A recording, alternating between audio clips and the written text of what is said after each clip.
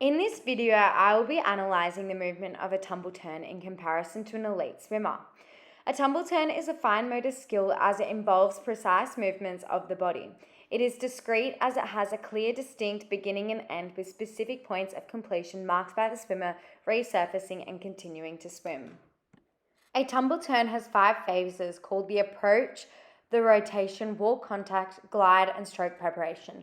I will only be examining approach, rotation, and wall contact phases. The approach phase is the first phase of a tumble turn and relies upon the time between a predefined distance from the wall and the initiation of the turn. This looks at a swimmer's velocity in order to have the correct amount of propulsion to have enough power for the turn. The correct amount of velocity and momentum will be created through the correct catch and pull technique of freestyle that reduces form drag and creates a streamlined position. In freestyle, velocity is generated by the movement of the swimmer's body through the water.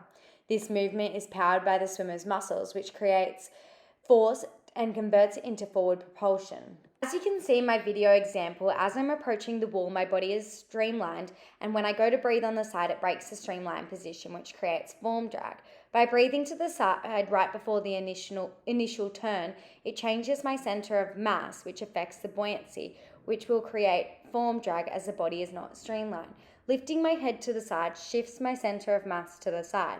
This is because my head is located at the front of my body, and when I lift it up to the side, my weight distribution changes, allowing me to breathe on the side. This causes me to pitch to the side and lose my streamline as my legs and hips sink down, causing asymmetrical swimming, which breaks the streamline. This affects my form drag as I am not in a streamlined position. Lifting my head affected my center of volume, which is the point where the volume of your body is concentrated. When I lift my head to the side, it changes the shape of my body. As you can see, my hips are not up, they are facing down with my legs, which altered the location of my center of volume. This impacts my thrust propulsion to the wall as I have broken my streamline. It has created form drag, which decreases my velocity. In order to create effective propulsion, you need to reduce form drag through streamline and increase propulsive thrust. As you can see in the exemplar video, this is primarily created by the swimmer's arms using the muscles of the upper arm such as deltoids, biceps, and triceps in the arms as they move through the water. The kicking action by the swimmer's feet also provides some thrust while helping to keep the swimmer's body level streamlined. The hands as a source of thrust are most controlled due to the ability to change the angle of the wrist. As you can see in the exemplar video, that the swimmer's hand is angled down with her fingers apart to create propulsive thrust. Her head is tucked down and does not take a breath right before the expected turn.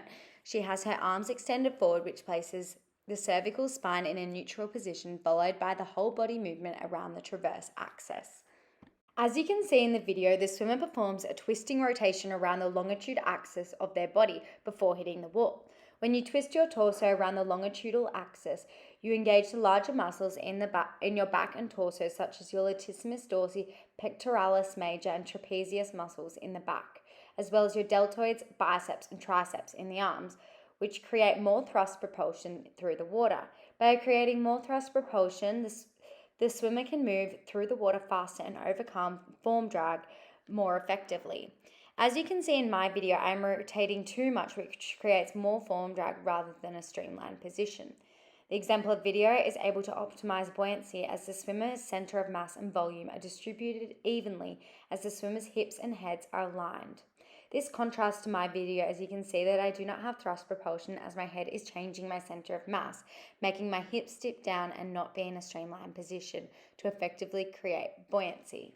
Next phases of the tumble turn is the rotation and wall contact. The rotation phase involves rotating before the swimmer touches the wall with their feet. It starts with the downward motion of the swimmer's head, followed by the movement of the whole body around the transverse axis.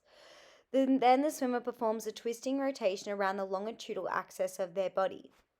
As you can see in the exemplar video, the swimmer tucks her head under to change her center of mass, to propel her body into a turn. She keeps her arms and legs tucked under to avoid creating form drag to complete the rotation quickly. This contrasts to my video as that during the wall contact stage, I got stuck on the wall and took a longer time to get off the wall. A study conducted by Puel has identified that swimmers who initiate their turn from a further away distance have more room to conduct the turn and can efficiently turn faster. This is shown in this comparison video, as the exemplar video can turn a lot faster because she gives enough space to turn. This means she is not breaking her thrust propulsion and is using it as momentum for her turn. As I haven't given myself enough space to perform the turn, it breaks my thrust propulsion, as I have to stop the force to figure out what direction and where to push off the wall from. In the exemplar video, you can see that by her tucking her head in, it changes her center of mass and volume to create more force when completing the turn. This increases her density, and combined with thrust propulsion created from the approach phase, it generates force for the turn. As the center of buoyancy is changed due to the center of mass and volume changing by tucking her head under, it creates an upward buoyant force that helps lift the swimmer towards the surface of the water. This allows the turn to be prepared for the next stage of the tumble turn, which is the glide phase. As the exemplar swimmer has manipulated her center of buoyancy, it allows her to come straight back up to the surface for her glide phase. In comparison, you can see how in my videos, when my feet touch the wall, my head moves to look back down at the bottom of the pool, which changes my center of mass to direct my body towards the bottom of the pool, which creates form drag and loses my momentum to quickly go into the glide phase. If I was to push off the wall in a streamlined position and then roll over onto my front during the glide phase, it would decrease form drag as my body would be buoyant, as I have manipulated my center of buoyancy to my center of mass and volume, which naturally would have forced my body to come up to the surface, whereas in the video I have done a dolphin kick to get myself up towards the surface. In the glide phase, you need to remain in a streamlined position to ensure that you are reducing form drag. By having your body in a compact position, it allows the center of buoyancy to bring you back up to the surface to continue to swim.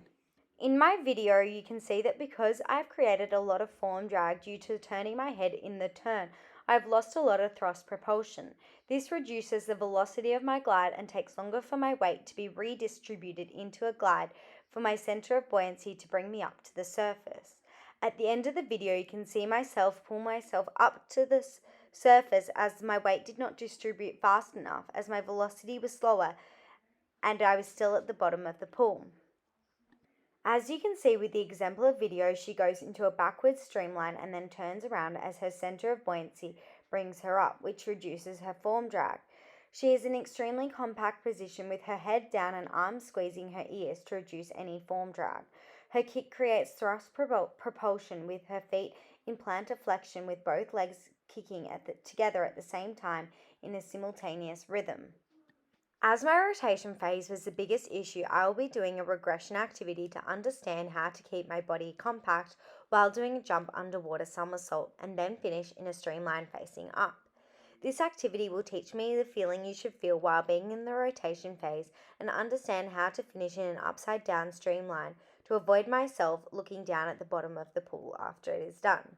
The goal of the activity is to help me understand the power of manipulating your center of mass to generate propulsion and buoyancy to bring yourself towards the surface, creating a quick and efficient turn.